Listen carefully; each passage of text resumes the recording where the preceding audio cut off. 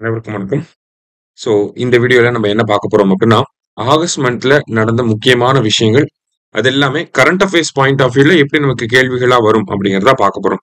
அது எல்லாத்தையுமே நம்ம சிலபஸ்க்கு ஏத்த மாதிரி யூனிட் 1னா ஜெனரல் சயின்ஸ், யூனிட் 2னா ஜியோகிராஃபி, 3னா நமக்கு ஹிஸ்டரி, பாலிட்டி அந்த மாதிரி நம்ம சப்ஜெக்ட் வைஸ் தான் இங்க பிரிச்சு கொடுத்துருக்கோம். அதுல இல்லாத ஒரு சிலது மிஸ்சலேனியஸ் அப்படின்னு சொல்லி எக்ஸ்ட்ராவா இம்பார்ட்டண்டா இருக்கிறதையும் நம்ம இங்க கொடுத்துருக்கோம். சரிங்களா? எல்லாமே நியூஸ் பேப்பர்ல இருந்து எடுக்கப்பட்ட கேள்விகள் தான். டிஎன்பிஎஸ்சிலுமே நியூஸ் பேப்பர்ல இருந்து தான் கேள்விகள் வந்துகிட்டு இருக்கு. ஸோ இந்த பிடிஎஃப்யுமே நம்ம டிஸ்கிரிப்ஷன்ல அட்டாச் பண்ணியிருக்கோம். ஸோ அதையும் எடுத்து ரிவைஸ் பண்ணிட்டு போங்க எக்ஸாம்க்கு. சரியா? ரைட். முதல் கேள்வி என்ன கேட்டிருக்காங்க அப்படின்னா, the launch vehicle of BlueBird communication satellite அப்படின்னு சொல்லி கேட்டிருக்காங்க. ஸோ லான்ச் வெஹிக்கிள் தான் கேட்டிருக்காங்க. டைரக்டா LVM-3 அப்படிங்கிறது தான் அதோட லான்ச் வெஹிக்கிள். சரியா? அடுத்தது, ISRO's LVM-3 semi cryogenic stage will use a combination of. So LVM-3யோட அடுத்த கட்டம் என்னன்னா செமி கிரியோஜெனிக் ஸ்டேஜ் தான். அதை டெவலப் பண்ணிக்கிட்டு இருக்காங்க. அதுல என்ன ஃபியூவல் யூஸ் பண்ணப்படும் அப்படின்னு சொல்லி பாத்தீங்கன்னா, ரிஃபைன்டு கெரோசினும் லிக்விட் ஆக்சிஜனும் பயன்படுத்த போறாங்க. சரியா? அடுத்தது, NASA's Crew 11 mission has taken India's Sea-Buckthorn and buckwheat seeds to International Space Station for microgravity research. இந்தியாவில் இருக்கக்கூடிய சீபக்தான் பக்வீட் விதைகளை வந்து நாசா வந்து எடுத்துட்டு போயிருக்காங்க. எங்கன்னா ISS இன்டர்நேஷனல் ஸ்பேஸ் ஸ்டேஷனுக்கு. அந்த சீட் எல்லாமே எந்த பகுதியில காணப்படுது அப்படின்னு சொல்லி பாத்தீங்கன்னா, லடாக்ல காணப்படக்கூடிய பயிர்கள் தான். அது எல்லாமே விதைகள் தான். சரியா? அடுத்தது, the Indian Space Research Organization launched Himalayan Outpost for Planetary Exploration. இத கூட கேட்கலாம். ஹோப் அப்படின்னா என்ன அப்படின்னு சொல்லி கேட்கலாம். Himalayan outpost for planetary exploration. இதை வந்து நம்ம இஸ்ரோ லான்ச் பண்ணியிருக்காங்க. இது வந்து ஒரு கேம்ப் மாதிரி இருக்கும். வெளி பிளானட்ஸ்ல இருக்கக்கூடிய அந்த தட்பவெட்ப நிலை இந்த கேம்புக்குள்ள இருக்கும். அங்க நம்ம தேவையான ரிசர்ச் எல்லாத்தையும் பண்ணிக்கலாம். சரியா? அது எங்க இருக்கு அப்படின்னு சொல்லி பாத்தீங்கன்னா, சோக்கர் வேலி லடாக்ல வந்து இருக்கு. ரெண்டுமே கரெக்ட் ஸ்டேட்மெண்ட்ஸ் தான். அடுத்ததா, NASA aims to build a nuclear power station in Moon by which year? அதாவது நிலவுல அணுமின் நிலையத்தை எப்ப கட்டி முடிக்கணும்னு நினைக்கிறாங்கன்னா 2030 அதுக்கு டார்கெட்டா வச்சிருக்காங்க. சரியா? Japanese encephalitis is a zoonotic viral disease. It is spread by Culex mosquitoes அப்படின்னு சொல்லி கொடுத்துருக்காங்க. ரெண்டுமே கரெக்ட் ஸ்டேட்மெண்ட் தான். தமிழகத்துல இந்த நோய் பரவுது அப்படின்னு சொல்லி அதுக்கு வந்து அந்த முகாம்களை வந்து தமிழக அரசாங்கம் போட போறாங்க. அந்த பின்னணியில பார்க்கணும். சரியா? அடுத்தது, India's first commercial satellite constellation. கிட்டத்தட்ட கான்ஸ்டலேஷன் அப்படின்னா ஒரு 12 சேட்டலைட். ஓகேங்களா? அது வந்து ஒரு பிரைவேட் நிறுவனம் தான் பண்ண போறாங்க. அது யாருன்னா பிக்சல் ஸ்பேஸ் இந்தியா லிமிடெட் அப்படிங்கிற இந்த நிறுவனம் பண்ண போறாங்க. இஸ்ரோவோட சேர்ந்து பண்ண போறாங்க. அடுத்தது, the International Space Station was launched in 1998 and it will remain operational until 2030 அப்படின்னு சொல்லி கொடுத்துருக்காங்க. கரெக்ட் ஸ்டேட்மெண்ட் தான். அந்த ISS வந்து யாரெல்லாம் உருவாக்கி இருப்பாங்கன்னா, America, Russia, Europe, Japan, Canada எல்லாரும் சேர்ந்து உருவாக்கி 98ல அனுப்பியிருப்பாங்க. 2030 வரைக்கும் நடைமுறையில இருக்கும். ஓகேங்களா? ஒர்க் ஆகும். ஸோ போத் கரெக்ட் அப்படிங்கிறது கரெக்ட் ஆன்சர். அடுத்தது, Salyut 7 was the world's first space station. It was launched by Soviet Russia in the year 1982. So India வேர்ல்டோட ஃபர்ஸ்ட் ஸ்பேஸ் ஸ்டேஷன் எதுனா Salyut 7. அதுக்கப்புறம் தான் ISS அந்த வரிசையில வரும். சரிங்களா? அதுக்கப்புறம் ரஷ்யா சைனா அனுப்பியிருப்பாங்க. அந்த மாதிரி தனித்தனியா இருக்கு. சரிங்களா? சோ இது ஃபர்ஸ்ட் வந்தது Salyut 7. அதை அனுப்புனது யாருன்னா ரஷ்யா 1982ல. சரியா? போத் கரெக்ட் அப்படிங்கிறது கரெக்ட் ஆன்சர். அடுத்தது, India aims to launch its own space station Bharatiya Antariksh station by which year? இந்தியாவுக்குன்னு சொந்தமான விண்வெளி நிலையம் பாரதிய அந்தாரிக்ஷ் ஸ்டேஷன் அப்படின்னு சொல்லி பேர் வச்சிருக்காங்க. சோ அது எந்த வருஷத்துக்குள்ள நம்ம அனுப்ப போறோம் அப்படின்னா 2035க்குள்ள. சரியா? அடுத்தது, a non-invasive diagnostic tool for brain injury Cerebro is developed by. So அந்த பிரெயின் இன்ஜுரியை வந்து ஸ்டடி பண்றதுக்காக டயக்னோஸ் பண்றதுக்காக ஒரு டிவைஸை வந்து ICMR உருவாக்கியிருக்காங்க. அதுக்கு பேரு செரிபோ அப்படின்னு சொல்லி பேர் வச்சிருக்காங்க. சரியா? அடுத்தது, IRNSS Indian regional navigation satellite system is a constellation of 9 satellites. இதுதான் வந்து நாவிக் அப்படின்னு சொல்லுவாங்க. நேவிகேஷன் வித் இந்தியன் கான்ஸ்டலேஷன் அப்படின்னு சொல்லுவாங்க. சரியா? சோ அது வந்து கிட்டத்தட்ட ஒரு 9 சேட்டலைட்ஸ் வந்து அதுல இருக்கும். It provides location services within radius of 1500 kilometre. எப்படி அமெரிக்காவுக்கு GPS அந்த மாதிரி இந்தியாவுக்கு IRNS. ஓகேவா? சோ இது வந்து நமக்கு லொகேஷன் சர்வீசஸ் கொடுக்குது. போத் கரெக்ட் அப்படிங்கிறது கரெக்ட் ஆன்சர். அடுத்தது, இந்தியாவுக்கு எப்படி IRNSS, அமெரிக்காவுக்கு எப்படி GPSஓ அந்த மாதிரி ரஷ்யாவுக்கு குளோனாஸ், சைனாவுக்கு பெய்தோ, அமெரிக்காவுக்கு GPS, யூரோப்புக்கு கலீலியோ. எல்லாமே கரெக்ட் தான். அடுத்தது, In Gaganyaan mission, in which orbit are the Indian astronauts planned to be sent?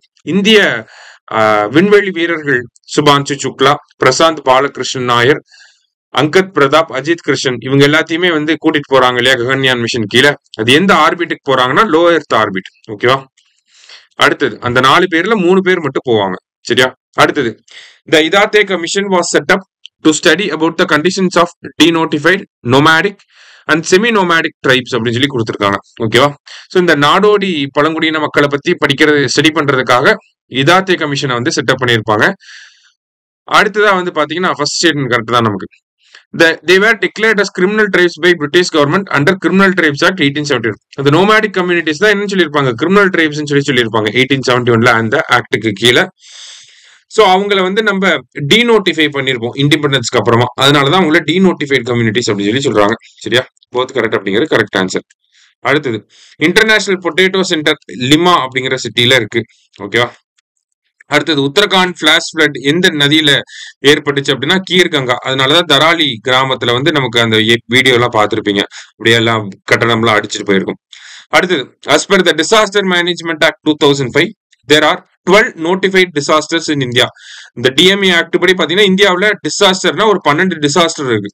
சரிங்களா? என்னன்னா நமக்கு சைக்ளோனு, டிராட் இந்த மாதிரி சொல்லுவாங்க. அதுல கிளவுட் பர்ஸ்டும் ஒண்ணு. ஓகேவா? 12ல கிளவுட் பர்ஸ்டும் இருக்கு. சரியா? போத் கரெக்ட் அப்படிங்கறதா கரெக்ட் ஆன்சர். அடுத்தது The Man Who Fed India is an autobiography related to MS Swaminathan. Okay, அவரோட 100வது பர்த் ஆனிவர்சரி ஆகஸ்ட் 7 1925 பிறந்திருப்பாரு. 100 வருஷம் ஆயிருச்சு. சரியா? அடுத்தது one moon day is equal to how many earth days அப்படின்னு சொல்லி கேட்டிருக்காங்க. 29.5 எர்த் டேஸ். சரியா?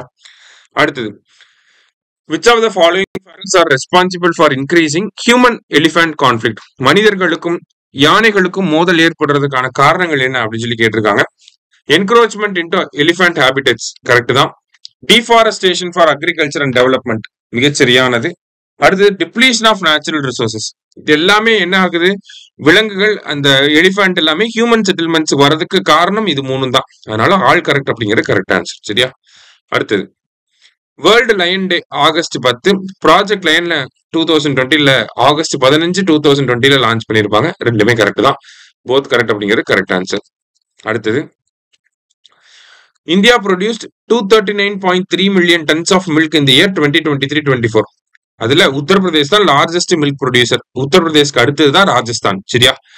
So both correct. அடுத்தது in which region of Kashmir massive cloud burst triggered flash flood அப்படின்னு சொல்லி கேட்டிருக்காங்க. கிஸ்துவார் ரீஜன். எப்படி உத்தரகாண்ட்ல தராலியோ அந்த மாதிரி ஜம்மு அண்ட் காஷ்மீர்ல கிஸ்துவார். சரியா? அடுத்தது Tamil Nadu has launched a comprehensive coral reef restoration initiative in கரியாச்சிலி island அப்படின்னு சொல்லி கொடுத்திருக்காங்க. இந்த மன்னார் வளைகுடாவில் இருக்கக்கூடிய தீவுகள்ல கரியாச்சிலி தீவுல நம்ம ஆர்டிபிஷியல் கோரல் ரீஃப்ஸ் வந்து செட்டப் பண்ண போறோம். சரிங்களா? அதை வந்து டிஎன் ஷோர் அப்படிங்கிற திட்டத்துக்கு கீழே பண்றோம். டிஎன் ஷோர்னு சொல்லலாம், இல்ல நெய்தல் மீட்சி இயக்கம் அப்படின்னு சொல்லலாம். சரியா? அடுத்தது India aims to increase its nuclear energy capacity by 10-fold via 10 nuclear energy plans by 2047. அதாவது 2047க்குள்ள நம்மளோட நியூக்ளியர் எனர்ஜியை அதிகப்படுத்தணும், 100 ஜிகாவாட் அடையணும் அப்படிங்கறது டார்கெட்டா வச்சிருக்கோம். சரிங்களா? இதெல்லாமே நம்ம பிரைம் மினிஸ்டர் இண்டிபெண்டன்ஸ் டே ஸ்பீச்ல சொன்னது. சரிங்களா? அதே மாதிரி மேட் இன் இந்தியா செமிகண்டக்டர்ஸ் வந்து 2025ஓட இறுதிக்குள்ள லான்ச் பண்ணிடுவோம் அப்படிங்கறதையும் சொல்லியிருப்பாங்க. போத் கரெக்ட் அப்படிங்கிறது கரெக்ட் ஆன்சர். அடுத்தது global capability centre of international solar alliance எங்க வரப்போகுதுன்னா இந்தியாவில் வரப்போகுது. ISA அப்படிங்கிறது 2015 கொண்டு வந்திருப்பாங்க. இந்தியாவும் பாரிஸும் சேர்ந்து உருவாக்கப்பட்ட ஒரு அமைப்பு. இதோட தலை ஹெட் குவார்டர்ஸ் எங்க இருக்குன்னா குருகிராம்ல வந்து இருக்கு. சரியா? அடுத்தது which of the following type of map has been widely used? நம்ம பார்க்கக்கூடிய மேப் எல்லாமே ஓகேங்களா, ஸ்கூல் புக்ல எல்லா மேப்புமே பாத்தீங்கன்னா இந்த மெர்கட்டர் மேப் தான் நம்ம பார்ப்போம். இந்த மெர்கட்டர் மேப் அப்படிங்கிறது ஈக்குவேட்டர்ல இருக்கக்கூடிய பகுதிகள் சின்னதாகவும் போல் ரீஜன்ல இருக்கக்கூடிய பகுதிகளை பெருசாவும் காட்டும். அதனாலதான் கிரீன்லாண்ட் அப்படிங்கிறது நடைமுறையில சின்னதா இருந்தாலும் மேப்ல பாக்குறப்ப ஆப்பிரிக்கா விட பெருசா இருக்கும். சரியா? அடுத்தது வாட் இஸ் ப்ராஜெக்ட் இந்திர சாஸ்திரா அப்படின்னு சொல்லி கேட்டிருக்காங்க. ஆயில் டிஸ்கவரி, அதாவது அந்தமான் பக்கத்துல எண்ணெய் வளங்களை கண்டுபிடிக்கிறதுக்காக போடப்பட்ட இந்த திட்டம் தான் ப்ராஜெக்ட் இந்திர சாஸ்திரா அப்படின்னு சொல்லி சொல்லுவாங்க. சரியா? அடுத்தது advanced institute for wild life conservation எங்க இருக்குன்னா வண்டலூர்ல இருக்கு. இதெல்லாம் கேட்கலாம். சரியா? அடுத்தது பாரிஸ் அக்ரிமெண்டோட எந்த ஆர்டிகல் கார்பன் மார்க்கெட்டை பத்தி பேசுது அப்படின்னா ஆர்டிகல் 6. சரியா? அடுத்தது குலசேகரப்பட்டினத்திலிருந்து லான்ச் பண்ணக்கூடிய ராக்கெட்லாம் எவ்வளவு வெயிட்ல இருக்கும் அப்படின்னா 500 கிலோகிராம் வரைக்கும் லான்ச் பண்ணிக்கலாம் அந்த ராக்கெட்ஸ் எல்லாமே, சேட்டலைட்ஸ் எல்லாமே. சரியா? அடுத்தது வேடந்தாங்கல் பேர்ட் சாங்சுரி தான் வந்து இந்தியாவோட வேர்ல்டஸ்ட் பேர்ட் சாங்சுரி. அது எந்த வருஷம் வந்திருக்கும் அப்படின்னா 1936ல இந்தியாவோட முதல் பேர்ட் சாங்சுரியாவும் வந்திருக்கும். சரியா? வேடந்தாங்கல். அடுத்தது ஆதிவாணி ஆப் யார் லான்ச் பண்ணிருக்காங்கன்னா ட்ரைபல் அஃபேர்ஸ் மினிஸ்ட்ரி. சரியா? ஆதி அப்படிங்கிற பேர் வந்தாலே அது ட்ரைபல் அஃபேர்ஸ் மினிஸ்ட்ரியா தான் இருக்கணும். ஆதிவாணி ஆப் எதுக்காக லான்ச் பண்ணிருக்காங்கன்னா இந்த பிலி, முந்தாரி, கோந்தி, சந்தாலி, குய், காரோ அப்படிங்கிற இந்த ட்ரைபல் லாங்குவேஜஸ் எல்லாத்தையுமே அந்த ஆப் என்ன பண்ணும்னா ஹிந்திலையும் இங்கிலீஷ்லயும் டிரான்ஸ்லேட் பண்ணும். சரிங்களா? இதை வந்து ட்ரைபல் அஃபேர்ஸ் மினிஸ்ட்ரி ஆதி கர்மயோகி அப்படிங்கிற இனிஷியேட்டிவ்க்கு கீழே பண்ணியிருக்காங்க. சரியா? போத் கரெக்ட் அப்படிங்கிறது கரெக்ட் ஆன்சர். அடுத்தது லேட்டஸ்ட் இண்டஸ் வேலி சைட், அதாவது ராஜஸ்தான்ல ஒரு இண்டஸ் வேலி சைட்டை இப்ப கண்டுபிடிச்சிருக்காங்க. அது பேர் என்னன்னு கேட்கலாம். ரத்தாடியா ரீதேரி அப்படிங்கிறது. சரியா? அடுத்தது தமிழ்நாடு மெட்ராஸ் பிரசிடென்சில ஹிந்து ரிலீஜியஸ் போர்டு அப்படிங்கிற ஒரு விஷயத்த செட்டப் பண்றதுக்காக மெட்ராஸ் அரசாங்கம் வந்து கொண்டு வந்திருப்பாங்க. அதுக்கு அப்ரூவல் கொடுத்த வைஸ்ராய் யார் அப்படின்னு சொல்லி பாத்தீங்கன்னா லார்ட் இர்வின். சரியா? அடுத்தது the proposal to remove the judges of Supreme Court and High Court can only be introduced in Lok Sabha ன்னு கொடுத்திருக்காங்க. தப்பு. லோக்சபாலையும் கொண்டு வரலாம், ராஜ்யசபாலையும் கொண்டு வரலாம். It must be supported by at least 50 members. தப்பு. லோக்சபானா 100 பேரு, ராஜ்யசபானா 50 பேர். சரியா? அடுத்தது the speaker must accept the proposal and send it to 3-member committee. இதுவுமே தப்பு தான். ஸ்பீக்கர் அக்செப்டும் பண்ணிக்கலாம், ரிஜெக்டும் பண்ணிக்கலாம். இங்க மஸ்ட் அக்செப்ட்னு கொடுத்திருக்காங்க, அதனால இது தப்பு. சரியா? சோ மூணுமே தப்பா இருக்கு. All are incorrect. சரியா?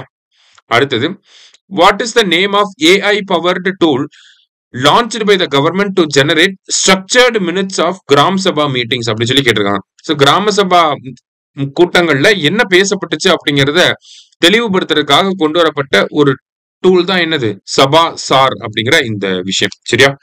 அடுத்தது which of the following is the top state in training members and officials of local bodies அப்படின்னு சொல்லி கேட்டிருக்காங்க. சோ எந்த ஸ்டேட் அப்படின்னு சொல்லி பாத்தீங்கன்னா தமிழ்நாடு அரசாங்கம் தான். இப்ப லோக்கல் பாடி எலெக்ஷன் நடக்குது, நிறைய கவுன்சிலர்ஸ் எல்லாம் வராங்க. அவங்களுக்கு எல்லாம் என்ன பண்ணணும்னு தெரியாது. அவங்களுக்கு எல்லாம் வருஷம் வருஷம் ட்ரைனிங் கொடுப்பாங்க. அந்த ட்ரைனிங் கொடுக்கறதுல யார் ஃபர்ஸ்ட் அப்படின்னா தமிழ்நாடு தான். அடுத்தது the chief election commissioner is removed on the same grounds as a judge of the Supreme Court அப்படின்னு சொல்லி கொடுத்திருக்காங்க. எப்படி சுப்ரீம் கோர்ட் ஜட்ஜை ரிமூவ் பண்றோமோ அதே மாதிரிதான் சீஃப் எலெக்ஷன் கமிஷனரையே ரிமூவ் பண்றோம் அப்படின்னு சொல்லி கொடுத்திருக்காங்க. ஃபர்ஸ்ட் ஸ்டேட்மெண்ட் நமக்கு கரெக்ட் தான். Chief election commissioner does not hold his office till the pleasure of the president though appointed by him. ஓகேவா? ஏன்னா சீஃப் எலெக்ஷன் கமிஷனரை நம்ம பார்லிமெண்ட்ல வச்சு ரிமூவ் பண்றோம், அதனால அவருக்கு அந்த பிளஷர் ஆஃப் த பிரசிடென்ட் அப்படின்னு சொல்லி கிடையாது. சரியா? போத் கரெக்ட் அப்படிங்கிறது கரெக்ட் ஆன்சர். அடுத்தது இங்க என்ன கொடுத்திருக்காங்க அப்படின்னா there is no provision in the constitution for removal of a minister who was arrested and detained in custody on account of serious criminal charges. அதாவது நமக்கு ஒருத்தர் வந்து கஸ்டடியில வச்சிருக்காங்க, ஒரு அமைச்சரை கஸ்டடியில வச்சிருக்காங்க அப்படின்னா அவர் பதவி விலகணும் அப்படின்னு சொல்லி எந்த ஒரு அரசியலமைப்புல இருக்கக்கூடிய எந்த ஒரு ஆர்டிகளும் சொல்லல. ஓகேவா? அதுதான் கொடுத்திருக்காங்க. ஃபர்ஸ்ட் ஸ்டேட்மெண்ட் கரெக்ட் தான். சோ அதனால இப்ப என்ன பண்ணிருக்காங்கன்னா கவர்மெண்ட் வந்து 130th கான்ஸ்டிடியூஷனல் அமெண்ட்மெண்ட் பில் அப்படிங்கறத கொண்டு வந்திருக்காங்க. அதை கொண்டு வந்து ஒரு அமைச்சர் இல்ல பிரதமரோ இல்ல முதலமைச்சரோ 30 நாள் தொடர்ச்சியா ஒரு சிறையில அடைக்கப்பட்டிருக்காரு, கஸ்டடியில இருக்காரு அப்படின்னா 31வது நாள் ஆட்டோமேட்டிக்கா அவரோட பதவி காலி ஆயிரும். அதுக்கப்புறமா அவர் வெளியே வந்ததுக்கு அப்புறம் மறுபடியும் அந்த பதவியில நீடிச்சுக்கலாம், மறுபடியும் அந்த பதவிக்கு வந்துடலாம். சரியா? சோ போத் கரெக்ட் அப்படிங்கறதா கரெக்ட் ஆன்சர். சமீபத்துல கொண்டு வந்தாங்க நம்ம ஆளுங்க. சரியா? அந்த 130th கான்ஸ்டிடியூஷனல் அமெண்ட்மெண்ட் பில் அதுதான் என்ன பண்றாங்க, பிரைம் மினிஸ்டரோ சீஃப் மினிஸ்டரோ இந்த மாதிரி 30 நாள் வந்து கஸ்டடியில இருக்காங்க அப்படின்னா 31வது நாள் அவங்க பதவியை இழந்துருவாங்க. மறுபடியும் வெயில்ல வந்ததுக்கு அப்புறமா மறுபடியும் அமைச்சர் பதவியை அவங்க வந்து மறுபடியும் அமைச்சர் ஆயிக்கலாம். சரியா? அதான் இந்த பில்லு. சோ அந்த பில் என்ன பண்ண போகுது அப்படின்னா ஆர்டிகல் 75, 164, 239 AA இந்த ஆர்டிகல்ஸ் எல்லாம் அமெண்ட் பண்ண போகுது. சோ போத் கரெக்ட் அப்படிங்கிறது கரெக்ட் ஆன்சர். அடுத்தது a sitting president or vice president of the union, the governor of any state and the minister for the union or any state is not deemed to hold any office of profit, hence qualified for being a candidate for vice president. இப்ப CP Radhakrishnan அவர்கள் மகாராஷ்டிரா கவர்னரா இருந்தாரு. அவர் மகாராஷ்டிரா கவர்னரா இருக்கிறப்ப vice president எலெக்ஷன்ல போட்டியிடலாமா அப்படின்னு பாத்தீங்கன்னா நமக்கு கான்ஸ்டிடியூஷன்ல என்ன சொல்லியிருக்காங்க, ஒருத்தர் வந்து ஆபீஸ் ஆஃப் ப்ராஃபிட் வந்து வச்சிருக்க கூடாது. அப்படி வச்சிருந்தாங்கன்னா அவங்க போட்டி போடக்கூடாது. அப்ப அவர் கவர்னரா இருக்காரு, அது ஆபீஸ் ஆஃப் ப்ராஃபிட்டா அப்படின்னு சொல்லி கேட்டோம்னா கிடையாது. அது வந்து ஒரு கான்ஸ்டிடியூஷனல் பொசிஷன். அதனால அவரால் பார்ட்டிசிபேட் பண்ண முடியும். So first statement correct. Vice president எலெக்ஷன்ல நீங்க நிக்க போறீங்க அப்படின்னா உங்களை சப்போர்ட் பண்ணி ஒரு 20 பேர் முன்மொழியணும், 20 பேர் வழிமொழியணும். அதான் இங்க கொடுத்திருக்காங்க. ஸோ போத் கரெக்ட் அப்படிங்கிறது கரெக்ட் ஆன்சர். சரியா? அடுத்தது, in which of the following case the Supreme Court recognized right to self-identify gender அப்படின்னு சொல்லி கேட்டிருக்காங்க. எந்த கேஸ் அப்படின்னு சொல்லி பாத்தீங்கன்னா NALSA versus union of India கேஸ்ல தான் இந்த ஒரு ஜட்ஜ்மெண்ட் வந்திருக்கும். சரியா? அடுத்தது, prevention of cruelty to animals act எப்போ வந்திருக்கும்னா 1960. அப்புறம் இந்த 130வது கான்ஸ்டிடியூஷன் அமெண்ட்மெண்ட் பில்ல எவ்வளவு நாள் அவங்க கஸ்டடியில இருந்தா அவங்க பதவி போயிடும், 30 நாள் இருந்தாங்கன்னா பதவி போயிடும். சரியா? அடுத்தது, ஜுடிஷியரியில ஏஏ பயன்படுத்துறதுக்கான கைட்லைன்ஸ் வெளியிட்டது யாருன்னா கேரளா ஹைகோர்ட். சரியா? நம்ம அரசாங்கம் வந்து புதுசா இன்கம் டாக்ஸ் ஆக்ட் வந்து கொண்டு வந்திருக்காங்க. 1961ல வந்த ஆக்ட் ரீப்ளேஸ் பண்ணிட்டு இப்ப புது ஆக்ட் கொண்டு வந்திருக்காங்க. அது எப்ப நடைமுறைக்கு வரப்போகுது அப்படின்னா ஏப்ரல் 1, 2026 இருந்து. சரியா? அடுத்தது, in the context of the ongoing stray dog menace and the constitutional mandate to show compassion towards living creatures, which article of the Indian Constitution specifically directs us to show compassion for animals? அதாவது விலங்குகளுக்கு வந்து நம்ம ஒரு இரக்கம் காட்டணும் அப்படின்னு சொல்லக்கூடிய article எது அப்படின்னு சொல்லி கேட்கறாங்க. அப்படி ஒரு ஆர்டிகல் இருக்கா அப்படின்னு சொல்லி கேட்டா இருக்கு. Article 51A sub clause G அதுல வந்து சொல்றது. அதை நம்ம ஸ்ட்ரே டாக் இஷ்யூ, இந்த திருநாய் பிரச்சனையோட ரிலேட் பண்ணி பார்க்கிறோம். சரியா? அடுத்தது, டிரான்ஸ்ஜெண்டர் பாலிசியை வெளியிட்டது யாருன்னா தமிழக அரசாங்கம் தான். நலம் காக்கும் ஸ்டாலின் அந்த மெடிக்கல் கேம்ப் எல்லாமே ஒவ்வொரு சனிக்கிழமைகள்ல நடைபெறும். சரிங்களா?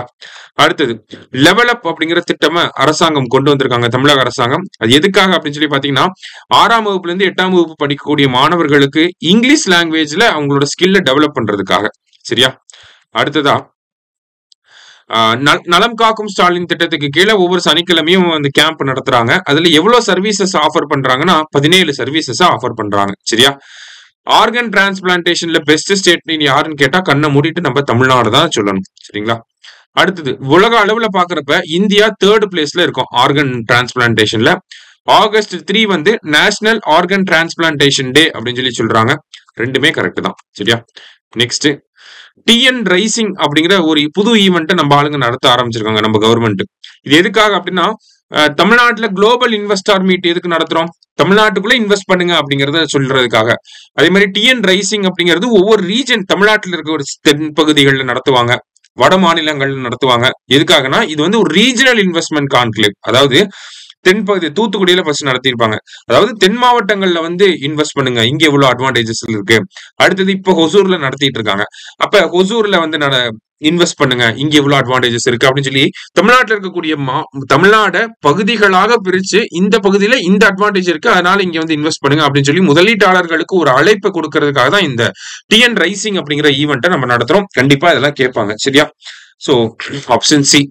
அடுத்தது, தமிழ்நாடு மில்லட் மிஷனுக்கு கீழே எவ்வளவு மாவட்டங்கள் இருக்குன்னா 25. அடுத்தது, வின்ஃபாஸ்ட் எலக்ட்ரிக் வெஹிக்கிள் கம்பெனி எங்க வந்திருக்கு அப்படின்னு சொல்லி பாத்தீங்கன்னா தமிழ்நாட்டுல தூத்துக்குடியில வந்திருக்கு. சரியா?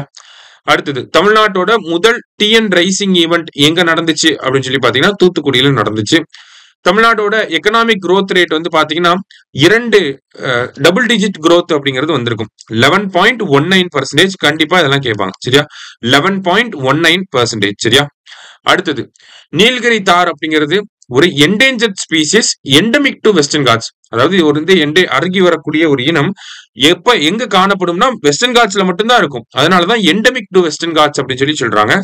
சமீபத்தில் எடுக்கப்பட்ட அந்த கவுண்ட் படி பாக்குறப்ப 1303 அப்படிங்கிறது நீலகிரி தாரோட எண்ணிக்கையா இருக்கு. போத் கரெக்ட் அப்படிங்கிறது கரெக்ட் ஆன்சர். அடுத்தது, தமிழ்நாடு ரியல் எஸ்டேட் சம்மிட் எங்க நடந்துச்சுன்னா சென்னையில நடந்திருக்கும். அதை யார் ஆர்கனைஸ் பண்ணிருக்காங்க அப்படின்னா Tamil Nadu real estate regulatory authority, TN ரேரா அப்படிங்கிறவங்க. சரியா? Tamil Nadu real estate regulatory authority அவங்க தான் இது பண்ணியிருக்காங்க. அடுத்தது, கோல்டிலாக்ஸ் எக்கானமினா என்ன அப்படின்னு சொல்லி கேட்டிருக்காங்க. ஒரு எக்கானமில இன்ஃபிளேஷன் கம்மியா இருந்து எக்கனாமிக் growth வந்து நல்லா ஒரு அளவுக்கு மாடரேட்டா இருந்து எக்கனாமி ஸ்டேபிளா இருந்து அன்எம்ப்ளாய்மெண்ட் கம்மியா இருக்கு அப்படின்னா அதை நம்ம கோல்டிலாக்ஸ் எக்கனாமி அப்படின்னு சொல்லி சொல்லுவோம். ஓகேவா? லோ இன்ஃபிளேஷன் இருக்கணும், லோ அன்எம்ப்ளாய்மெண்ட் இருக்கணும், ஸ்டேபிள் எக்கனாமிக் growth இருக்கணும், ஸ்டேபிள் எக்கனாமியா இருக்கணும். ஓகேவா? இந்த மாதிரிலாம் இருந்துச்சு அப்படின்னா அது Goldilocks economy. So all are correct அப்படிங்கிறது கரெக்ட் ஆன்சர். இந்தியா இந்த ஃபேஸுக்குள்ள வந்துட்டோம் நம்மளோட வளர்ச்சியில. அதாவது கோல்டிலாக்ஸ் எக்கனாமினா என்னன்னா, ஒரு low development country high development கண்ட்ரியா மாறுறப்ப அந்த இன்டர்மீடியட் பீரியட் இருக்கு இல்லையா, அதுதான் கோல்டிலாக்ஸ் எக்கனாமி அப்படின்னு சொல்லுவாங்க. இப்ப நம்ம லோவும் கிடையாது ஹையும் கிடையாது, மிடில் பாத்துல இருக்கும். அதுதான் நம்ம கோல்டிலாக்ஸ் எக்கனாமிக்குள்ள வந்துட்டோம் அப்படின்னு சொல்லி சொல்றோம். அடுத்தது, RBI's Monetary Policy Committee has projected inflation for the year 2025-26 to be 3.1%. Which of the following are the impact of low inflation? அதாவது இன்ஃபிளேஷன் வந்து கம்மியா இருந்துச்சுன்னா என்ன இம்பாக்ட் ஆகும் அப்படின்னு சொல்லி கேக்குறாங்க. சரியா? ஸோ இன்ஃபிளேஷன் கம்மியா இருந்துச்சுன்னா நாமினல் ஜிடிபி கம்மியாகும். ஏன்னா கரண்டா இருக்கக்கூடிய இன்ஃபிளேஷனை பேஸ் பண்ணி தான் நாமினல் ஜிடிபி கால்குலேட் பண்ணுவாங்க. சரியா? அப்ப இன்ஃபிளேஷன் கம்மியா இருந்துச்சுன்னா நாமினல் ஜிடிபி கண்டிப்பா கம்மியாகும். அதே மாதிரி இன்ஃபிளேஷன் அதிகமா இருந்துச்சுன்னா டாக்ஸ் இன்கம் வந்து கவர்மெண்ட்டுக்கு அதிகமாகும். இன்ஃபிளேஷன் கம்மியா இருக்கப்ப டாக்ஸ் இன்கம் கம்மியாகும். அப்ப இது செகண்ட் ஒன்னும் கம்மியாகும். செகண்ட் ஒன்னு கரெக்ட், ஃபர்ஸ்ட் ஒன்னும் கரெக்ட். ஸோ டாக்ஸ் இன்கம் கம்மியாகிறப்ப என்ன ஆகும்? அரசாங்கத்துக்கு கடன்கள் வந்து வாங்க வேண்டிய நிலைமை வரும். அப்ப டெப்ட் டு ஜிடிபி ரேஷியோ அதிகமாகும். சரியா? மூணுமே கரெக்ட் தான். ஆல் ஆர் கரெக்ட் அப்படிங்கிறது கரெக்ட் ஆன்சர். அடுத்தது, ஸோ இந்தியாவில் ரெப்போ ரேட் அப்படிங்கிறது 5.5% இருக்கும். சரிங்களா? அதுல இருந்து ஒரு 25 பாயிண்ட் கம்மி பண்ணோம்னா 5.25%. அதுதான் வந்து ஸ்டாண்டிங் டெபாசிட் ஃபெசிலிட்டி. அந்த ரெப்போ ரேட்ல இருந்து ஒரு 2.25% அதிகப்படுத்துறோம்னா 5.75% இருக்கும். அது வந்து மார்ஜினல் ஸ்டாண்டிங் ஃபெசிலிட்டி. எப்பயுமே மார்ஜின் கொஞ்சம் அதிகமா இருக்கும், ஸ்டாண்டிங் ஃபெசிலிட்டி கொஞ்சம் கம்மியா இருக்கும். சரிங்களா? 0.25 இங்க 0.25. சரியா? All are correct. அடுத்தது, முதலமைச்சருடைய தாயுமானவர் திட்டம் என்ன சொல்லியிருக்காங்க? 2 வருஷத்துல 5 லட்சம் மக்களை வறுமையிலிருந்து வெளியே கொண்டு வருவோம் அப்படிங்கிற சொல்லியிருக்காங்க. அதற்கு கீழே இப்ப சீனியர் சிட்டிசன்ஸ் 70 வயசுக்கு மேல இருக்கக்கூடிய மூத்த குடிமக்கள், அது மட்டும் இல்லாம மாற்றுத்திறனாளிகள் அவங்க வீட்டுக்கே வந்து ரேஷன் பொருட்களை தர போறாங்க. எப்போ அப்படின்னா ஒவ்வொரு 2வது சனி மற்றும் ஞாயிற்றுக்கிழமைகள்ல. சரியா? போத் கரெக்ட் அப்படிங்கிறது கரெக்ட் ஆன்சர். அடுத்தது, MS சுவாமிநாதனோட மேஜர் கான்ட்ரிபியூஷன் கிரீன் ரெவல்யூஷன். அவரு தான் மேங்க்ரோவ்ஸை வந்து எப்படி பாதுகாக்கணும்னு சொல்லி ஒரு கைட்லைன்ஸ் கொடுத்திருப்பாரு. அதான் சார்ட்டர் ஆன் மேங்க்ரோவ்ஸ் 1992. கரெக்ட் தான். நேஷனல் ஃபார்மர் கமிஷனோட ஹெட்டா இருந்திருப்பாரு. ஸோ மூணுமே கரெக்ட் தான்.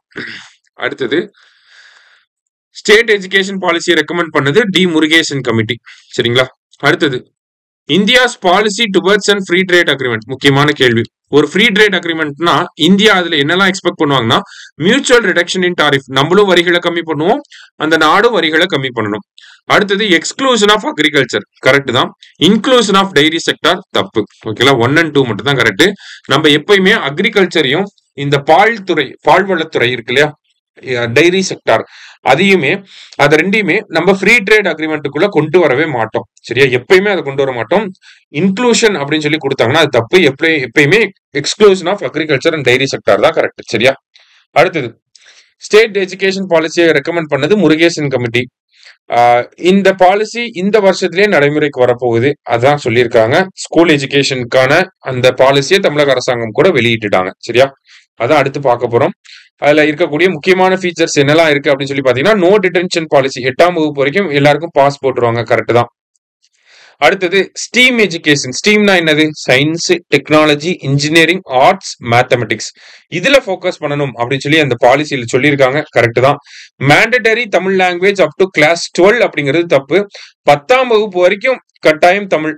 11, 12 நம்ம பிரெஞ்சு அந்த மாதிரிலாம் படிச்சுக்கலாம். சரியா? ஸோ 1 and 2 அப்படிங்கிறது தான் கரெக்டான ஆன்சர். சரியா? அடுத்தது, தமிழ்நாடு தமிழ் லேர்னிங் ஆக்ட் அப்படிங்கிறது தமிழ்நாடு தமிழ் கற்றல் சட்டம் அப்படின்னு சொல்லுவாங்க. 2006ல வந்திருக்கும்.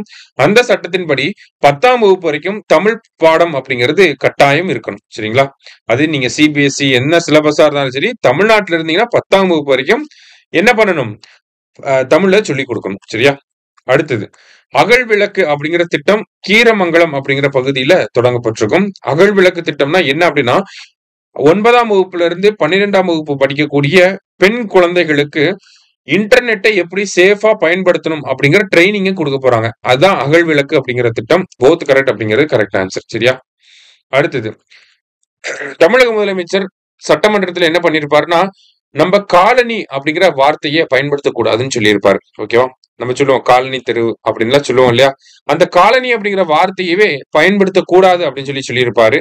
அது என்னைக்கு எந்த டேல அந்த அனௌன்ஸ்மெண்ட் பண்ணிருப்பாரு அப்படின்னா ஏப்ரல் 29, 2025. இதெல்லாம் முக்கியமான விஷயம். சரியா? இப்பெல்லாம் டேட்டு மந்த் தான் கேக்குறாங்க அடிக்கடி. அதனால ஏப்ரல் 29, 2025 மறக்கவே கூடாது. சரியா? அடுத்தது அந்த செய்தியை ஒட்டியே தான் அடுத்த கேள்வியுமே. The term "cheri" was widely used in Sangam literature to denote people's habitations. Tolkappiyam says சேரி மொழி as the language of common people அப்படின்னு சொல்லி கொடுத்திருக்காங்க. அதாவது சேரி அப்படிங்கிற வார்த்தை சங்க இலக்கியங்கள காணப்படக்கூடிய ஒரு வார்த்தை.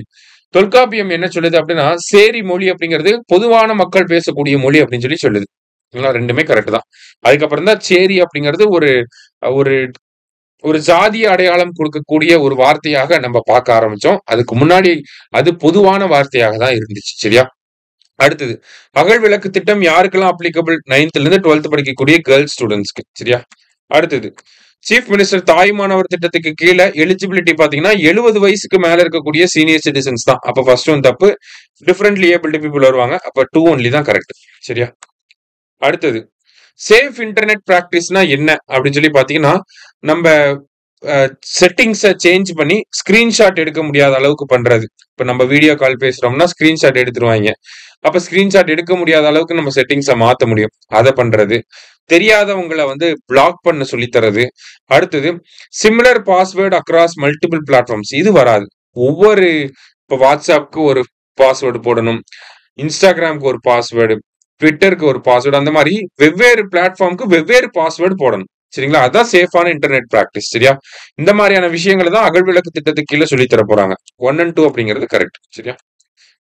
அடுத்தது தாய்மானவர் திட்டம் எப்போ லான்ச் பண்ணாங்கன்னா 12 August 2025. Next India semiconductor mission 2021 வந்திருக்கும். எலக்ட்ரானிக்ஸ் மினிஸ்ட்ரிக்கு கீழே இருக்கு.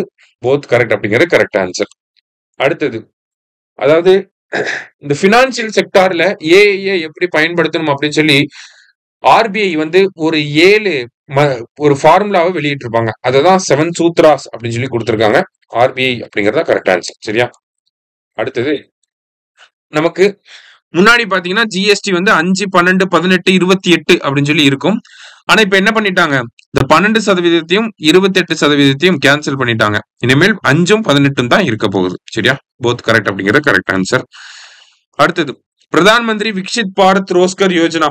அதே மாதிரி இது என்ன பண்ணிருப்பாங்கன்னா இண்டிபெண்டன்ஸ் டே அப்போ இந்த திட்டத்தை லான்ச் பண்ணிருப்பாங்க. அதாவது இந்த இண்டிபெண்டன்ஸ் டே ஸ்பீச்ல இந்த திட்டத்தை பத்தின அறிவிப்பு வெளியாயிருக்கும். அதுல கீழே என்ன பண்றாங்கன்னா கிட்டத்தட்ட 15,000 ரூபாய் ஃபர்ஸ்ட் டைமா வேலைக்கு போகக்கூடிய ஆட்களுக்கு இன்சென்டிவா தர போறாங்க. ஓகேவா? சோ அடுத்ததா பாத்தீங்கன்னா வெற்றி பள்ளிகள் திட்டம், மாதிரி பள்ளிகள் திட்டம் அப்படிங்கிறது இருக்கு. ஒரு மாவட்டத்துக்கு ஒரு மாதிரி பள்ளி அப்படிங்கிறது இருக்கும். அந்த மாதிரி பள்ளியில ஹாஸ்டல் ஃபெசிலிட்டிஸ் எல்லாம் இருக்கும். நீட் ஜேஇக்கெல்லாம் கோச்சிங் கொடுப்பாங்க. அந்த திட்டம் சக்சஸ்ஃபுல்லா இருக்கனால நம்மளோட ஸ்டேட் எஜுகேஷன் பாலிசியில அதே மாதிரியான விஷயங்களை அதிகப்படுத்தணும் அப்படின்னு சொல்லியிருப்பாங்க. அதனால நம்ம பள்ளிக்கல்வித்துறை என்ன பண்றாங்கன்னா ஒவ்வொரு வட்டார அளவுல இப்ப வெற்றி பள்ளிகள் அப்படிங்கிறத உருவாக்க போறாங்க. அந்த வெற்றி பள்ளிகள்ல நம்ம smart class room, internet facilities, modern facilities எல்லாமே இருக்கும். பிரைவேட் ஸ்கூல்ல என்னெல்லாம் இருக்குமோ அது எல்லாமே இருக்கும். ஹாஸ்டல் ஃபெசிலிட்டி தவிர இது எல்லாமே இருக்கும்.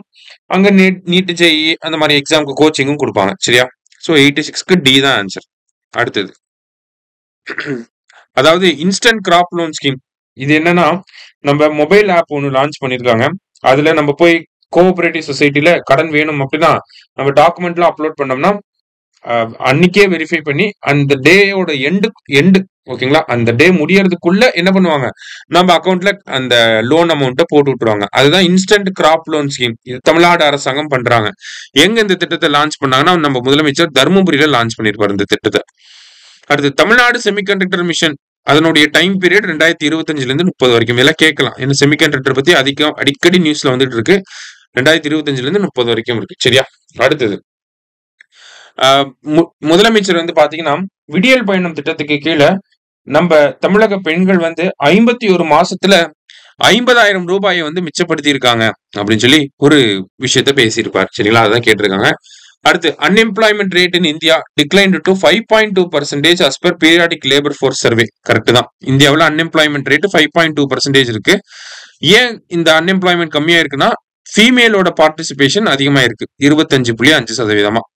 போத் கரெக்ட் அப்படிங்கிறது கரெக்ட் ஆன்சர். சரியா? அடுத்தது டாலர் சிட்டி அப்படின்னு எதை சொல்லுவாங்கன்னா திருப்பூரை தான் நம்ம டாலர் சிட்டி அப்படின்னு சொல்லி சொல்லுவோம். சரியா? அடுத்தது இந்தியாவுல ஸ்டண்டிங் அப்படிங்கிறது, அதாவது ஒரு 5 வயது குழந்தை இருக்காங்கன்னா அந்த 5 வயது குழந்தைக்குன்னு ஒரு ஆவரேஜான ஹைட் இருக்கும் இல்லையா?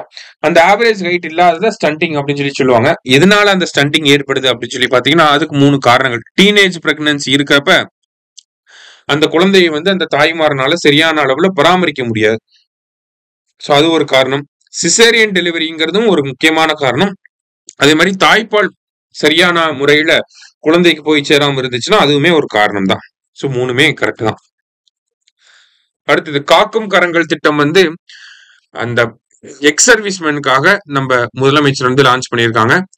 அந்த எக்ஸ் சர்வீஸ்மேன் மத்தியில ஆண்டர்பிரினர்ஷிப்பை ப்ரொமோட் பண்றதுக்காக. சரியா?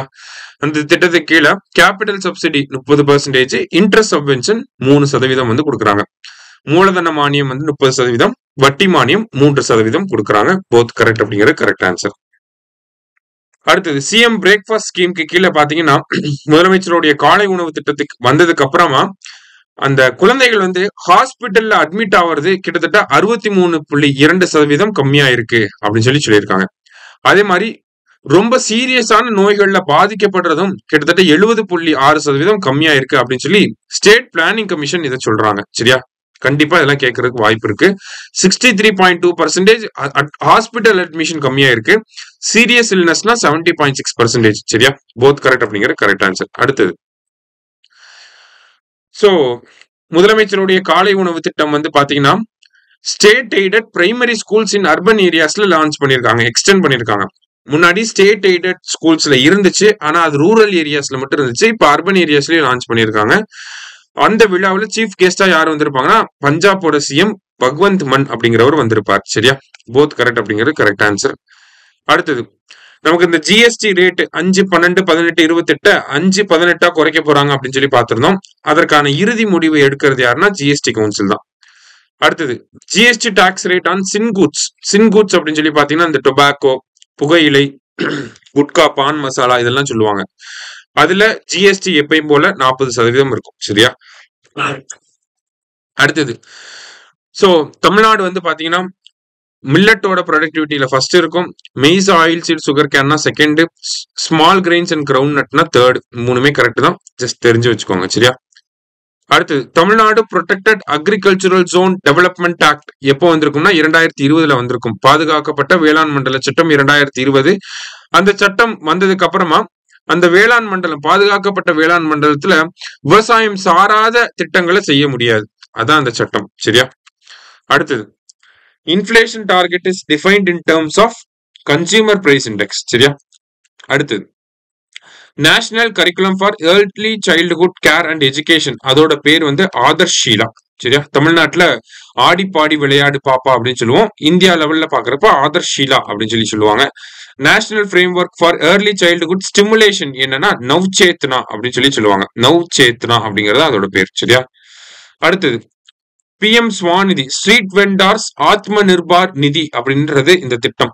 இந்த திட்டத்தை 2030 வரைக்கும் எக்ஸ்டெண்ட் பண்ணிருக்காங்க. சரியா? எப்போ வந்திருக்கும் அப்படின்னா ஜூன் 1, 2020 வந்திருக்கும். 2030 வரைக்கும் எக்ஸ்டெண்ட் பண்ணிருக்காங்க. சோ இந்த திட்டத்துக்கு கீழே 15,000 ரூபாய் ஃபர்ஸ்ட் கடன் கொடுப்பாங்க. அதை நம்ம கட்டி முடிச்சிட்டோம்னா அதுக்கப்புறம் 25,000 ரூபாய் கடன் வாங்கிக்கலாம். அதையும் கட்டி முடிச்சிட்டோம் அப்படின்னா அடுத்து 50,000 ரூபாய் வரைக்கும் கடன்களை வாங்கிக்க முடியும். சரியா? 3மே கரெக்ட் தான். 15, 25 அப்புறம் 50. அதை ஞாபகம் வச்சுக்கோங்க. சரியா? அடுத்தது பிரதான் மந்திரி ஜன்தன் யோஜனா. இந்த திட்டம் வந்து 11 வருஷம் ஆயிருச்சு அப்படின்னு சொல்லி பிரைம் மினிஸ்டர் பேசியிருப்பாரு. அந்த பின்னணியில அந்த திட்டத்தை பத்தி நம்ம பாக்குறோம். ஆகஸ்ட் 28, 2014 திட்டம் கொண்டு வரப்பட்டிருக்கும். கிட்டத்தட்ட 56.16 கோடி பேங்க் அக்கௌண்ட்டுகளை வந்து உருவாக்கி இருப்பாங்க.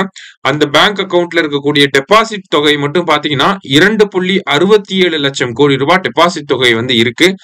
அந்த 56.16 கோடி பேங்க் அக்கௌண்ட்ல கிட்டத்தட்ட 56% பேங்க் அக்கௌண்ட்டுகள் வந்து பெண்களுக்கான பேங்க் அக்கௌண்டா இருக்கு. அதன் மூலியமா ஜெண்டர் ஈக்குவாலிட்டியுமே இந்த திட்டம் ப்ரொமோட் பண்ணுது அப்படின்னு சொல்லி சொல்றாங்க. ஆல் ஆர் கரெக்ட் அப்படிங்கறதா கரெக்ட் ஆன்சர். சரியா? அடுத்தது UDISE survey, unified district information system for education அப்படின்னு சொல்லுவாங்க. Unified district information system for education. இந்த சர்வே படி பாக்குறப்ப நமக்கு 3 to 11 ஏஜ் குரூப்ல ஸ்கூல் என்ரோல்மெண்ட் கம்மியாயிட்டே வருது அப்படின்னு சொல்லி சொல்றாங்க. என்ன காரணம் அப்படின்னா ஃபாலிங் பர்த் ரேட் கம்மியாகிறதுனால ஸ்கூல் என்ரோல்மெண்ட் ரேட் கம்மியாகுது. ஆப்வியஸா அது கம்மியாக தான் செய்யும். சரிங்களா? இந்தியாவோட பர்த் ரேட் வந்து இப்ப 18.4 19.1ல இருந்து கம்மியாகி 18.4ல இருக்கு. பர்த் ரேட் கம்மியாக ஸ்கூல்ல சேரக்கூடிய குழந்தைகளோட எண்ணிக்கையும் புதுசா சேரக்கூடிய குழந்தைகள் எண்ணிக்கையும் கம்மியாக தான் செய்யும். அதுக்கு ஒண்ணும் பண்ண முடியாது இல்லையா? ரைட். அடுத்தது ஆனுவல் சர்வே ஆஃப் இண்டஸ்ட்ரீஸ். இதுவுமே ஆல்ரெடி நமக்கு டிஎன்பிஎஸ்சில இந்த மாதிரியான ஏரியால இருந்து அடிக்கடி கேள்வி வந்துகிட்டு இருக்கு. நல்லா பார்த்து வச்சுக்கோங்க. Tamil Nadu tops in total number of factories in the country. இந்தியாவிலே அதிக நம்பர் ஆஃப் ஃபேக்டரிஸ் எந்த ஸ்டேட்ல இருக்குன்னா தமிழ்நாட்டுல தான் இருக்கு. எவ்வளவு பர்சன்டேஜ் ஃபேக்டரி இருக்கு? 15.43% இருக்கு. Number of workers in factory அதுவுமே தமிழ்நாடு தான் அதிகம். அதுல எவ்வளவுனா 15.24%. சரியா? இந்த ரெண்டு நம்பரை மட்டும் ஞாபகம் வச்சுங்க. ஃபேக்டரிஸ்னா 15.43, number of people working in the factories அப்படின்னா 15.24, 15.43, 15.24. அதை மட்டும் ஞாபகம் வச்சுக்கோங்க. சரியா? போத் கரெக்ட்ங்கிறதா கரெக்ட் ஆன்சர். அடுத்தது நேஷனல் எஜுகேஷன் பாலிசி படி பியூப்பிள் டீச்சர் ரேஷியோ, அதாவது 30 ஸ்டூடெண்ட்டுக்கு ஒரு டீச்சர் இருக்கணும் அப்படின்னு சொல்றாங்க இந்த NEP 2020ல. ஆனா தமிழ்நாடு பொறுத்த வரைக்கும் பாத்தீங்கன்னா 23 மாணவர்களுக்கு ஒரு ஆசிரியரை வச்சிருக்கோம். சரியா? அடுத்தது தந்தை பெரியாருடைய உருவப்படம் எங்கு திறந்து வைக்கப்பட்டிருக்கு அப்படின்னா ஆக்ஸ்போர்ட் யூனிவர்சிட்டியில நம்ம முதலமைச்சர் திறந்து வச்சிருக்காரு. கண்டிப்பா இதெல்லாம் கேட்பாங்க. சரியா? அடுத்தது தமிழ்நாட்டுல ஃபயர் கமிஷன் அப்படிங்கறத செட்டப் பண்ணிருக்காங்க. இந்த கமிஷன் என்ன பண்ணுவாங்கன்னா இந்த ஃபயர் அண்ட் ரெஸ்கியூல இருக்கக்கூடிய விஷயங்கள், அந்த ஃபயர் லைசன்ஸ் கொடுக்கறது, இதுல எல்லாம் வந்து இம்ப்ரூவ்மெண்ட்டை வந்து சொல்ல போறாங்க. நிறைய விஷயங்களை சஜஸ்ட் பண்ண போறாங்க இம்ப்ரூவ்மெண்ட். சரியா? சோ ரெண்டுமே கரெக்ட் தான். அதனுடைய தலைவரா யார் வந்திருக்காங்க? அந்த ஃபயர் கமிஷனோட சேர்பர்சன் யாரு அப்படின்னு சொல்லி பாத்தீங்கன்னா சங்கர் ஜிவால். சரிங்களா? இப்பதான் டிஜிபியா இருந்து ரிட்டையர் ஆயிருப்பாரு. உடனே இங்க வந்துட்டாரு. ஓகேங்களா? Chairperson of fire commission. அடுத்தது தமிழ் சொசைட்டில இருந்து மதுரை தமிழ் சங்கம் அப்படிங்கறத முன்னாடி என்ன சொல்லியிருக்காங்கன்னா செந்தமிழ் கலசாலை அப்படின்னு சொல்லியிருக்காங்க. இதை அனௌன்ஸ் பண்ணது யாருன்னா பாண்டித்துரை தேவர். அதாவது it was announced by Pandithurai Thevar in Madras session of INC in 1901. ரெண்டுமே கரெக்ட் தான். சரியா? போத் கரெக்ட் அப்படிங்கிறது கரெக்ட் ஆன்சர். அடுத்தது who among the following passed a resolution in 1922 in Madras Legislative Council to group all untouchable caste under Adi Dravidar category அப்படின்னு கேட்டிருக்காங்க. அதாவது untouchables எல்லாத்தையுமே ஆதி திராவிடர்கள் அப்படிங்கிற கேட்டகரி கீழே கொண்டு வரணும்னு சொன்னது MC ராஜா அவர்கள். சரியா? அடுத்தது 13ஆம் நூற்றாண்டை சேர்ந்த ஒரு நடுக்கல் அப்படிங்கிறது மேட்டூர்ல கிடைக்கப்பட்டிருக்கு. சரியா? அந்த நடுக்கல்ல தமிழ் பிராமி எழுத்துக்கள் இருக்கு அப்படின்னு சொல்றாங்க. அது தவறு. சங்க காலத்துல இருக்கக்கூடிய அந்த நடுக்கற்கள்ல தான் தமிழ் பிராமி எழுத்துக்கள் அப்படிங்கிறது இருக்கும். சரியா? சோ செகண்ட் ஸ்டேட்மெண்ட் தப்பு. 1 only அப்படிங்கிறது கரெக்ட். அடுத்தது இண்டிபெண்டன்ஸ் அப்ப மெட்ராஸ் பிரசிடென்சில 26 டிஸ்ட்ரிக்ட் இருந்துச்சு. அதுல இண்டிபெண்டன்ஸ் அப்ப தமிழ்நாட்டுக்கு சேர்ந்த டிஸ்ட்ரிக்ட்ஸ் எத்தனை அப்படின்னு பாத்தீங்கன்னா 12 தான். 26ல 12 தான் தமிழ்நாடுக்கு. இந்த மாதிரி கேள்விதான் இப்ப கேக்குறாங்க. மெட்ராஸ் பிரசிடென்சில 26 டிஸ்ட்ரிக்ட் இருந்துச்சு. ஆனா அதுல எவ்வளவு தமிழ்நாட்டுக்கு சொந்தம்னா 12. சரியா? அடுத்தது புதுக்கோட்டை அப்படிங்கிறது நிறைய பேருக்கு தெரியாம இருக்கலாம். மேபி ஒரு சில பேருக்கு தெரிஞ்சிருக்கலாம். புதுக்கோட்டை வந்து ஒரு பிரின்ஸ்லி ஸ்டேட்டா இருந்துச்சு. சரியா? அது எப்ப இந்தியாவோட சேர்ந்திருக்கும் அப்படின்னா 1948ல தான் சேர்ந்திருக்கும். அடுத்தது ஆர்கியாலஜிக்கல் சர்வே ஆஃப் இந்தியா ஆழ்கடல் ஆராய்ச்சியை பண்ண ஆரம்பிச்சிருக்காங்க. எங்க அப்படின்னா மகாபலிபுரம் பக்கத்துல. சரியா? Next 71st national film awards. அதுல வந்து Shahrukh Khan, Vikram Massey best director best actor award கொடுத்திருப்பாங்க. ராணி முகர்ஜிக்கு பெஸ்ட் ஃபீமேல் ஆக்டர் அவார்டு கொடுத்திருப்பாங்க. ஷாருக் கானுக்கு வந்து அந்த ஜவான் படத்துக்காக கொடுத்திருப்பாங்க. அவ்வளோலாம் தேவையில்லை. Still next which state has decided to observe MS Swaminathan birthday as sustainable agriculture day? MS Swaminathan birthday நம்ம பார்த்தோம் ஆகஸ்ட் 7 அப்படின்னு சொல்லி. அவரோட டே, அந்த டேவை வந்து சஸ்டைனபிள் அக்ரிகல்ச்சர் டேன்னு மகாராஷ்டிரா செலிப்ரேட் பண்ண போறாங்க. சரியா? அடுத்தது USA இந்தியா மேல எவ்வளவு சதவீதம் டாரிஃப் வந்து போட்டிருக்காங்க? 25%. அது இல்லாம அதுக்கப்புறம் ஒரு 25% இந்தியா வந்து ரஷ்யாவோட ஆயில வாங்குறோம் அப்படின்னு சொல்லி எக்ஸ்ட்ராவா 25 இப்ப மொத்தம் ரவுண்டா 50% போட்டிருக்காப்ல. சரிங்களா? அடுத்தது ஜல்ஜீவன் மிஷன் கீழே ஒரு நாளைக்கு ஒரு நபருக்கு எவ்வளவு தண்ணி கொடுப்பாங்க அப்படின்னு சொல்லி பாத்தீங்கன்னா 55 litres per capita per day. அதுதான் வந்து பிக்ஸ் பண்ண அளவு. சரிங்களா? அடுத்தது ஸ்ரீ சக்தி ஸ்கீம் கொண்டு வந்தது யாருன்னா ஆந்திர பிரதேஷ். அங்க அந்த மகளிர் உரிமை திட்டம் தான், அந்த விடியல் பயணம் திட்டம் அங்க கொண்டு வந்திருக்காங்க. அடுத்தது ஷிபு சோரன் எந்த கட்சியை சேர்ந்தவர்னா ஜார்க்கண்ட் முக்தி மோர்ச்சாவை சேர்ந்தவர், ஜார்க்கண்ட் மாநிலம். சரியா? கர்த்தவிய பவன் அப்படின்னா காமன் சென்ட்ரல் செக்ரட்டரியேட். ஓகேவா? எல்லா அமைச்சகங்களுக்குமான செக்ரட்டரியேட் ஒரே பில்டிங்ல இருக்க போது அது வந்து கர்த்தவிய பவன் அப்படின்னு சொல்ல போறாங்க. அடுத்தது first MS Swaminathan prize for food and peace. முதல் முறையா இந்த பிரைஸ் அனௌன்ஸ் பண்ணியிருக்காங்க. அதை வந்து ஆடமலா அடன்லே அப்படிங்கிறவருக்கு கொடுத்திருக்காங்க. அவர் எந்த ஊர்னா நைஜீரியாவை சேர்ந்தவர். சரியா? அடுத்தது ஈக்வேட்டர் பிரைஸ் அப்படிங்கிறது யுஎன்டிபி கொடுப்பாங்க. சரியா? இந்த equator பிரைஸ Nobel prize for biodiversity conservation அப்படின்னு சொல்லுவாங்க. இந்தியாவை சேர்ந்த பிபி ஃபாத்திமா அப்படிங்கிற இந்த மகளிர் சுய உதவி குழுக்கு இந்த அவார்டு வந்து வழங்கப்பட்டிருக்கு. ரொம்ப முக்கியமான ஒரு கேள்வி. ஈக்வேட்டர் பிரைஸ்னா Nobel prize for biodiversity conservation அப்படின்னு சொல்லுவாங்க. சரியா? அடுத்தது இந்தியா ஜஸ்டிஸ் ரிப்போர்ட் அப்படின்னா அதுல வந்து 4 பேராமீட்டர்ஸ் இருக்கும். என்னன்னா police, prison, judiciary, legal aid. சரியா? All are correct. Okay, police, prison, judiciary, legal aid. Okay, அதுல ஃபர்ஸ்ட் யார் இருக்காங்கன்னா கர்நாடகா வந்து இருக்காங்க. அடுத்தது India has become 3rd largest metro network. சரியா? வேர்ல்டுலேயே 3rd லார்ஜஸ்ட் நம்ம தான். இந்தியாவோட longest freight train, goods train, பெரிய கூட்ஸ் ட்ரெயின் ஒன்று பார்த்துருப்பீங்க, ருத்ராஸ்திரா அப்படிங்கிறது அதோட பேர். சரியா? அடுத்தது மெட்ரோ நெட்வொர்க் வச்சு பாக்குறப்ப இந்தியாவோட 24 சிட்டிஸ்ல மெட்ரோ நெட்வொர்க் அப்படிங்கிறது இருக்கு. வேர்ல்டு லெவல்ல நம்ம 3rd பொசிஷன்ல இருக்கும். சரியா? போத் கரெக்ட் அப்படிங்கிற கரெக்ட் ஆன்சர். வேர்ல்டு லயன் டே அப்படின்னா ஆகஸ்ட் 10. அடுத்தது வீஸ் பாயஸ் அப்படிங்கிறவர் வந்து பாத்தீங்கன்னா ஒரு ஹாக்கி பிளேயர், சமீபத்தில் இறந்து போயிட்டாரு. 1972 மியூனிக் ஒலிம்பிக்ஸ்ல வந்து பிரான்ஸ் மெடல் வின் பண்ணிருப்பாங்க. சரியா? அடுத்தது 79th இண்டிபெண்டன்ஸ் டேவோட தீம் என்ன அப்படின்னா நயா பாரத் அப்படிங்கிறது முக்கியமான கேள்வி. அடுத்தது சுதர்ஷன் சக்ரா அப்படின்னு சொல்லி ஒரு விஷயத்த நம்ம பண்ண போறோம். சரிங்களா? எந்த ஒரு வான் பாதுகாப்பு அமைப்பா இருக்க போது அதை நம்ம 2035க்குள்ள பண்ணி முடிக்கணும் அப்படின்னு டார்கெட் வச்சிருக்கோம். அடுத்தது prime minister independence day speech எவ்வளவு நேரம் பேசியிருப்பாருன்னா 103 நிமிஷம் பேசியிருப்பார். இது வரைக்கும் யாருமே 103 நிமிஷம் பேசினது கிடையாது. சரியா? அதுக்கு முன்னாடி பெஸ்டும் அவர் தான், 98 நிமிஷம் பேசியிருப்பாரு. அது வந்து 2 வருஷத்துக்கு முன்னாடி. 103 நிமிஷம் அப்படிங்கிறது இந்த வருஷம் பேசினது. சரியா? அடுத்தது தகைசால் தமிழர் விருது காதர் மொய்தீன் அவர்களுக்கு, அப்துல் கலாம் விருது நாராயணன், இஸ்ரோ தலைவர் நாராயணன் அவர்களுக்கு, கல்பனா சாவ்லா விருது வந்து பாத்தீங்கன்னா துளசிமதி முருகேசன் அவர்களுக்கு வழங்கப்பட்டிருக்கு. 3மே கரெக்ட் தான். அடுத்தது இந்தியாவோட பிளாக வந்து ஸ்பேஸ் நீடில் அப்படிங்கிற ஒரு பில்டிங்ல கொடி ஏத்திருப்பாங்க. அந்த ஸ்பேஸ் நீடில் அப்படிங்கிற பில்டிங் எங்க இருக்குன்னா அமெரிக்காவோட சியாட்டில் அப்படிங்கிற நகரத்துல இருக்கு. அடுத்தது காலநிலை மாற்றம் காரணமாக உலகின் முதல் திட்டமிடப்பட்ட இடம்பெயர்வு திட்டத்தின் கீழ் எந்த நாடு தனது மக்களை இடமாற்றம் செய்கிறது அப்படின்னு சொல்லி கேட்டிருக்காங்க. துவாலு அப்படிங்கிற நாடு வந்து பாத்தீங்கன்னா அந்த சீ லெவல் வந்து ரைஸ் ஆகிறதுனால அந்த நாட்டுல மக்கள் வாழ முடியாத ஒரு சூழல் ஏற்பட்டிருக்கு. அதனால அந்த நாட்டோட மொத்த மக்கள் தொகையுமே இப்ப ஆஸ்திரேலியாவுக்கு ரீலோகேட் பண்ணிக்கிட்டு இருக்காங்க. சரியா? அடுத்தது 22வது இந்தியன் இன்ஸ்டிடியூட் ஆஃப் மேனேஜ்மெண்ட் எங்க வரப்போகுதுன்னா கவுஹாத்தில வரப்போகுது. இந்தியாவோட first fully digitally literate state எது அப்படின்னா Kerala. World human robot games எங்க நடந்துச்சுன்னா சைனால நடந்துச்சு.